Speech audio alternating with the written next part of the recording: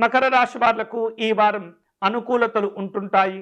ఉద్యోగ రంగంలో ఉన్నటువంటి వారు, వ్యాపార రంగంలో ఉన్నటువంటి వారు వివిధ రూపాల్లో నూతనమైనటువంటి పద్ధతుల్లో ఆలోచనలు చేసి కొన్ని అవకాశాలను అందిపుచ్చుకోగలుగుతారు.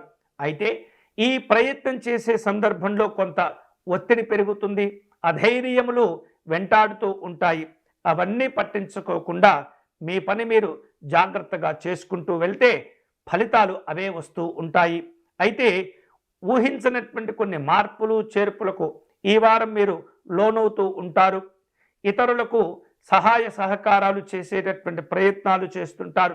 ఏవైతే మీరు తీసుకునేటువంటి కొన్ని నిర్ణయాలు ప్రస్తుత కాలంలో మిమ్మల్ని ఉన్నత స్థితిలో ఉంచగలుగుతూ ఉంటాయి. చేతి వృత్తి పనివారికి కొంత ఈ వారం మిశ్రమంగా ఉండబోతుంది.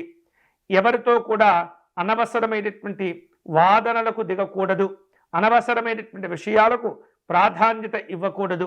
వీలైతే ఒకరి సహాయం చేయని తప్పితే ఒకరిని ఇబ్బందులకు నెట్టకుండా మిమ్మల్ని మీరు నియంత్రించుకుంటూ ఉండాలి. సాంఘిక జనసంక్షేమ సంబంధమైనటువంటి కార్యక్రమాల్లో పాల్గొంటుంటారు. నాయకులతో పరిచయాలు పెంచుకునే ప్రయత్నాల్లో ఉంటారు. ఉన్నతాధికారులతో సమావేశాలు ఉండేటటువంటి పరిస్థితి ఉంది. ముఖ్యమైనటువంటి నిర్ణయాలు తీసుకునే సందర్భంలో జీవిత భాగస్వామితో కూర్చొని చర్చించేటటువంటి ప్రయత్నం చేయండి. పెద్దవారితో మీకున్నటువంటి అనుబంధాలు సంతోషాలను కలగచేస్తుంటాయి. కుటుంబపరమైనటువంటి చిన్న చిన్న శుభ కార్యక్రమాల్లో పాల్గొంటారు. ఈ వారం మకర రాశి వారు శుభకరమైనటువంటి ఫలితాలు పొందేందుకై శ్రీరాముణ్ణి ఆరాధించడం అనేది చాలా చాలా అవసరము.